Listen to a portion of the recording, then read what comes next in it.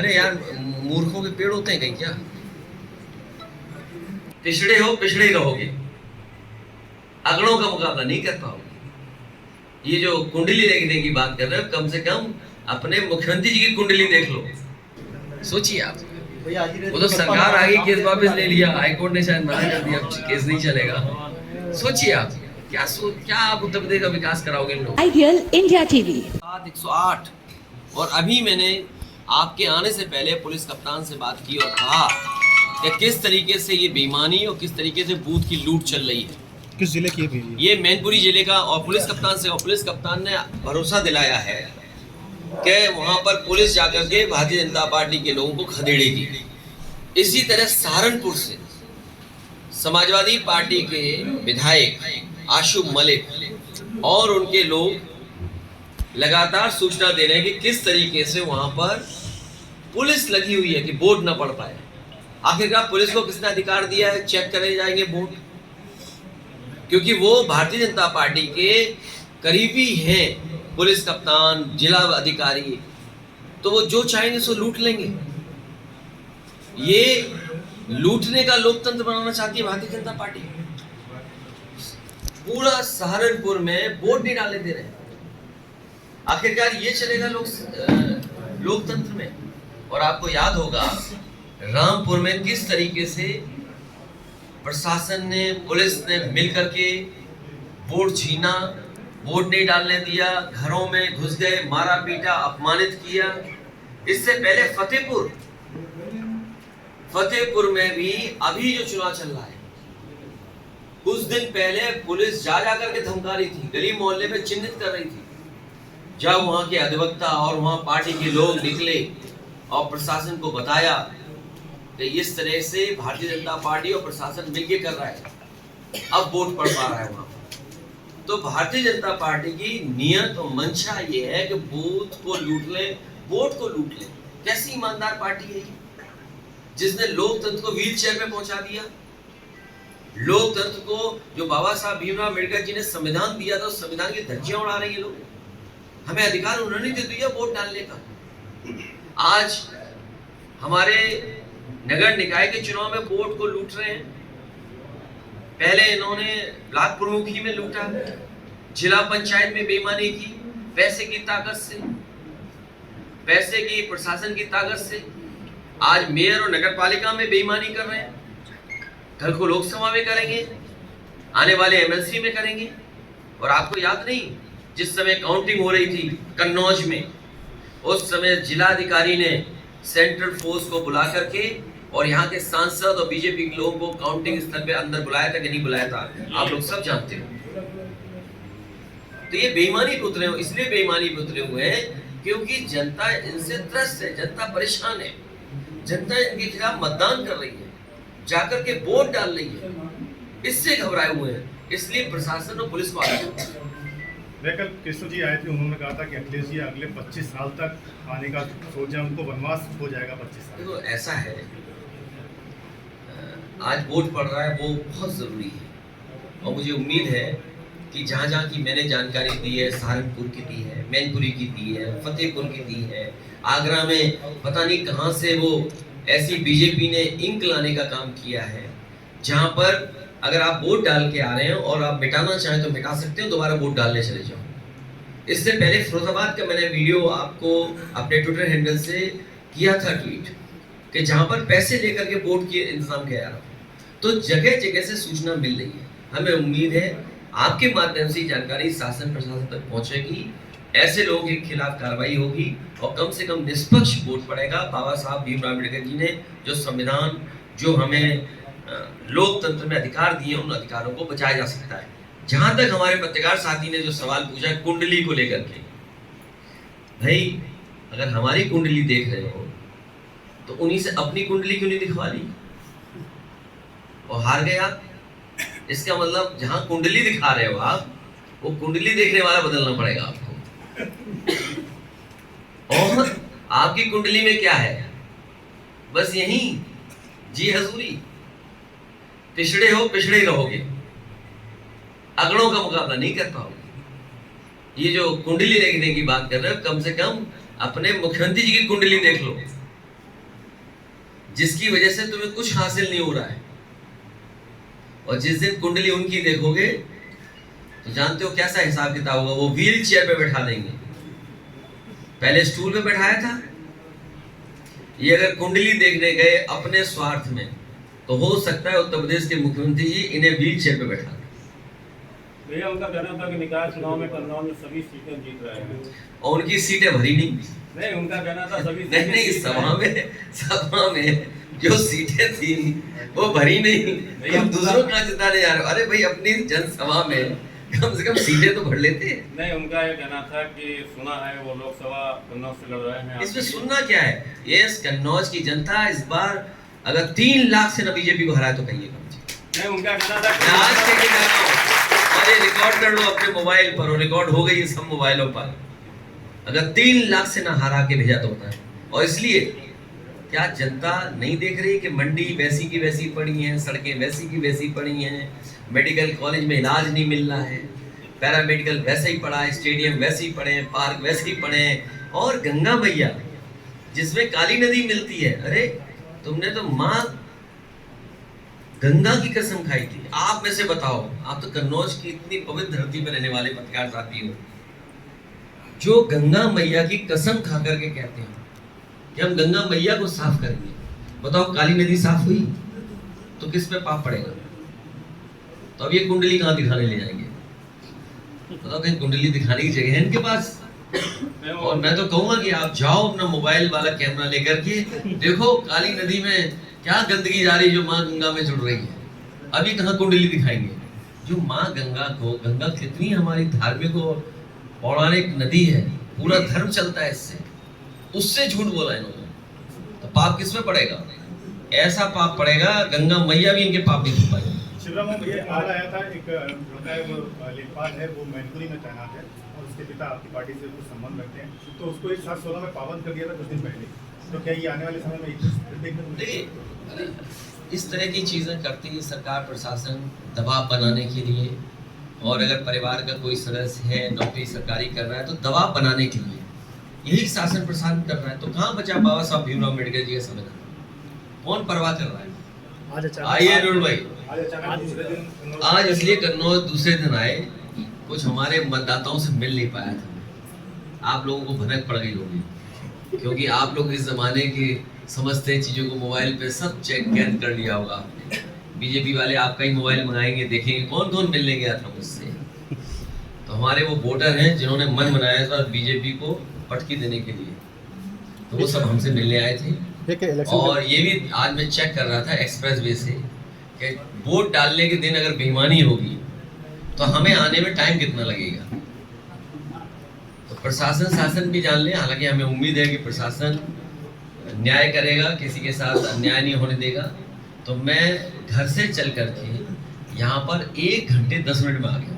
तो इसलिए हमारे कार्यकर्ता समझ लें, अगर बेईमानी होगी हमें जानकारी मिल जाएगी तो 90 मिनट नहीं, 1 घंटा 10 मिनट नहीं लगेगा, 55 मिनट में आ जाऊंगा मैं।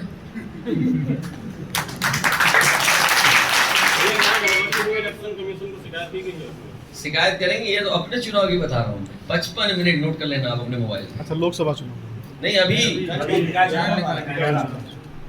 अगर बेईमानी की, और हमें उम्मीद है प्रशासन सहयोग करेगा, प्रशासन जो नियम है उसका पालन करेगा, करवाएगा दूसरों से भी। जो आज गड़बड़ी हुई है उसके लिए क्या इलेक्शन कमीशन आज जो गड़बड़ी हमारे इलेक्शन कमीशन में डेलीगेशन क्या है, पार्टी से लगातार ट्वीट कर रहे हैं, लगातार जानकारी दे रहे हैं। अच्छा आप बताओ, जानकारी दे रहे हैं तब भी सो रहे हैं लोग, क्या करें बताओ?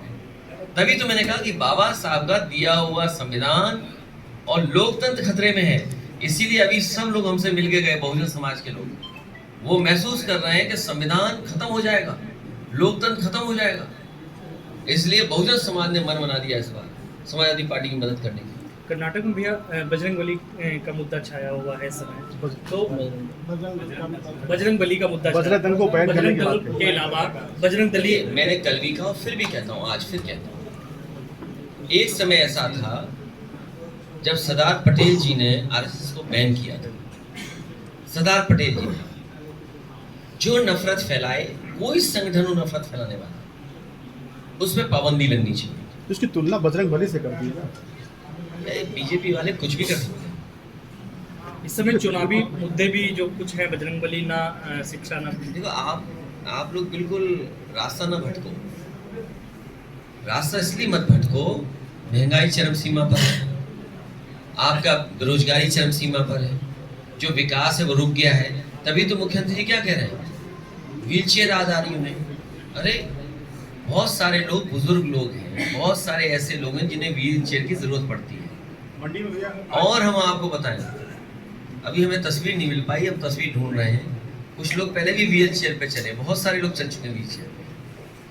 तो ये मुद्दा नहीं है, मुद्दा तमंचा नहीं है, मुद्दा अपराध गुंडा बदमाशी नहीं है।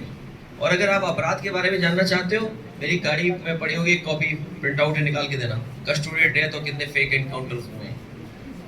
आपको बताऊं, समाजवादी सरकार थी, आप जानते हो जसोदा पर क्या बना है, साइलोज बने ना यहाँ पर, ये समाजवादियों की देन है।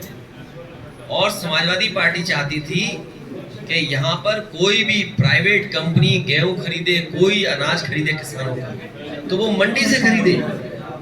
क्या किसानों की मंडी में खरीद हुई? तो ये जो व्यवस्था खराब हो रही है, उसके पास क्या जवाब है इनके पास? मैं आप पढ़ना चाहता हूँ, अभी तक उत्तर प्रदेश में टोटल फेक एनकाउंटर हुए 10,900, injured in encounter 5,046, death in encounter 193, custodial death 2,000 से ऊपर जा चुकी है। सोचिए आप। और सबसे बड़ी बात है, जो एनकाउंटर में गोली का निशाना कहाँ है? घुटने पर। ये कागज है और ये सरकारी कागज है, कोई हमारे कागज नहीं है।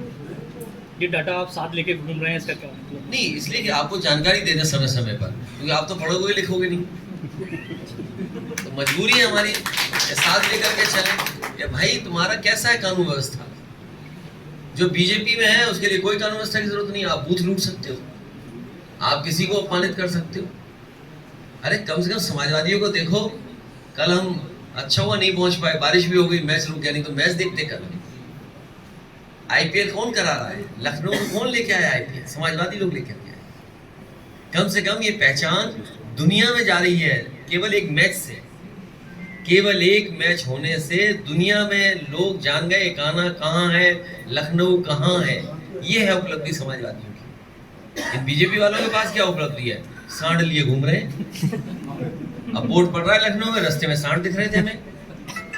तो अभी देखना, कन्नौज का बोर्ड पड़ जाए, उसके बाद अगर ट्रैफिक का इंतजाम सांड ना ले ले तो बता देना हमें। पूरी ट्रैफिक व्यवस्था सांड लिए घूमेंगे। गोरखपुर में अभी पानी बरसा, भर गई सड़कों में पानी। कह रहे थे मेट्रो चलाएंगे, वहां नाव चलने जा रही है।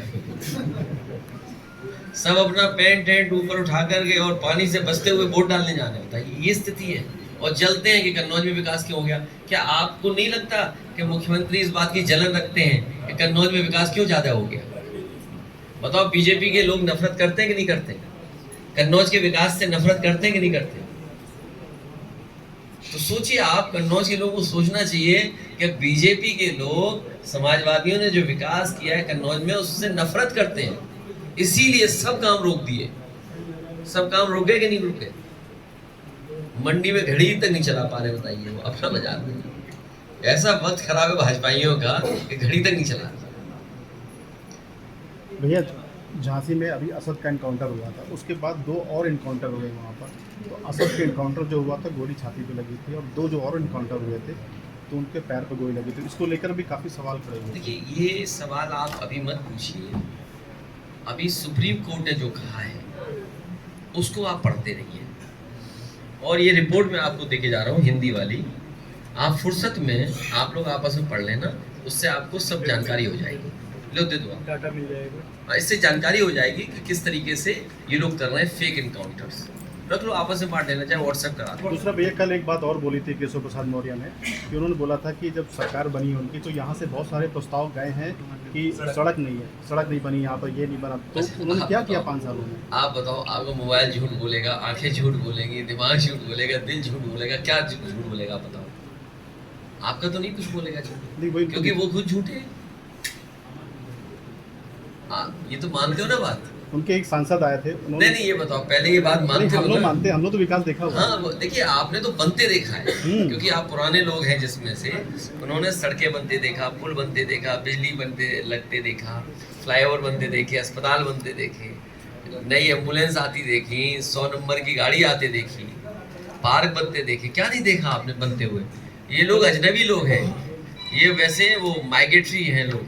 चुनाव आएगा तो आएंगे, कन्नौज का नाम बोल दो तो कोई विकास नहीं करेंगे, और लेंगे भी तो कुछ तय होता है परसेंटेज, तब देंगे विकास। नहीं मानते, पूछो ना, पूछ आइए ना।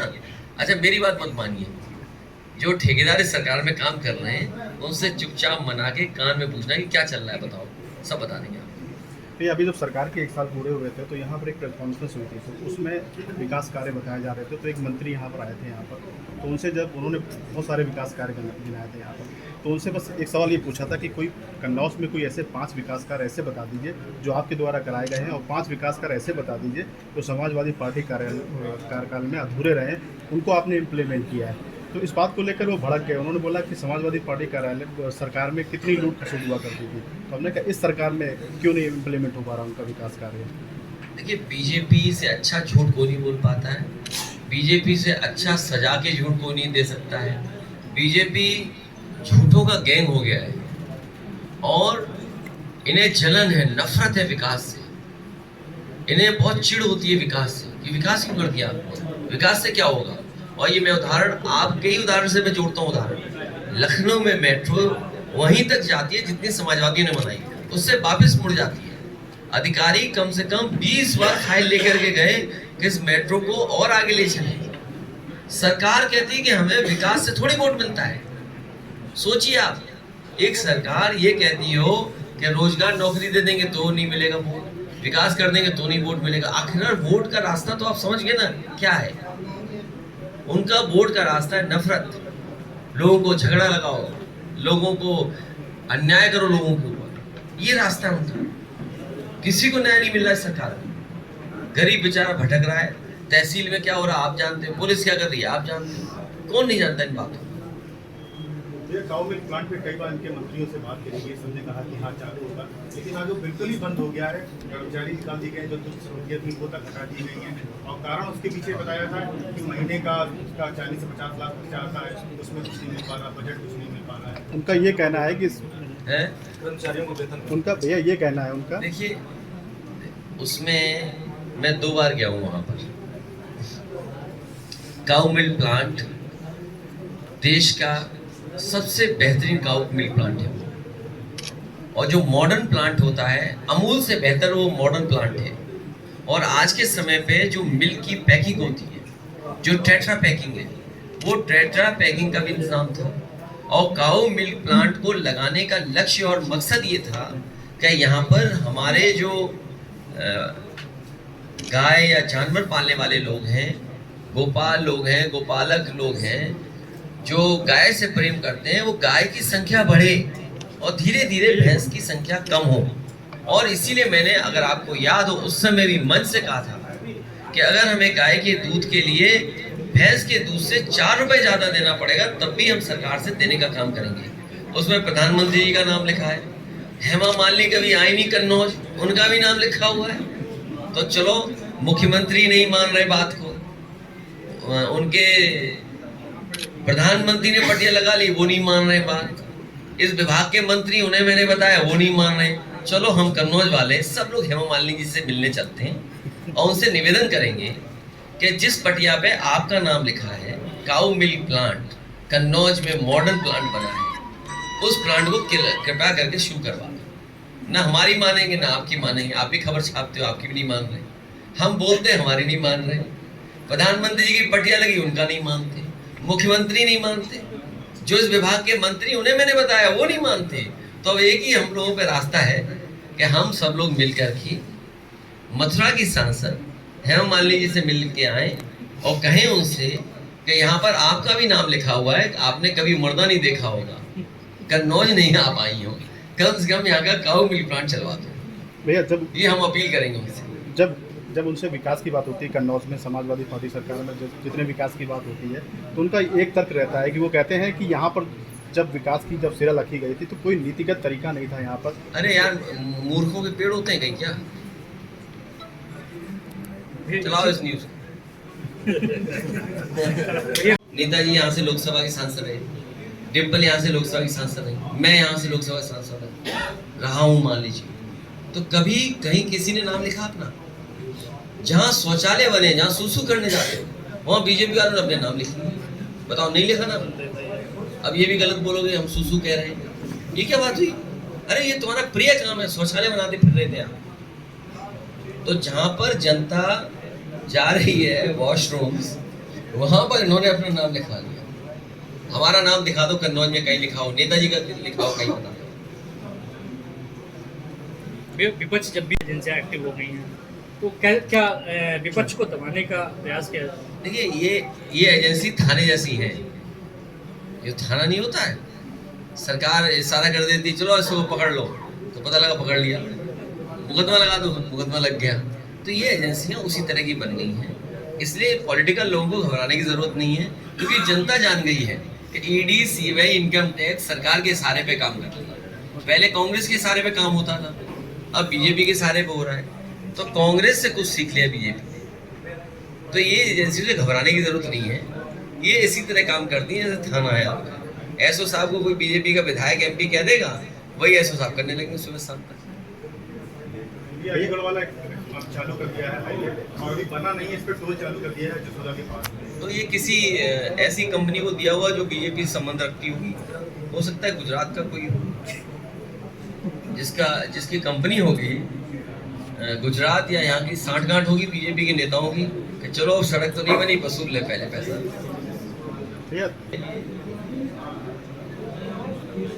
अभी तक चुनाव आयोग से अपील है कि जो लोग लाइन में लगे हैं, और नियम यही कहता है कि जो लाइन में लग जाएगा उसे वोट डालने का मौका मिलेगा। इसलिए जो लोग लाइन में हैं, कम से कम चुनाव आयोग ये निश्चित करे कि उन लोगों को वोट डालने का मौका दिया जाए।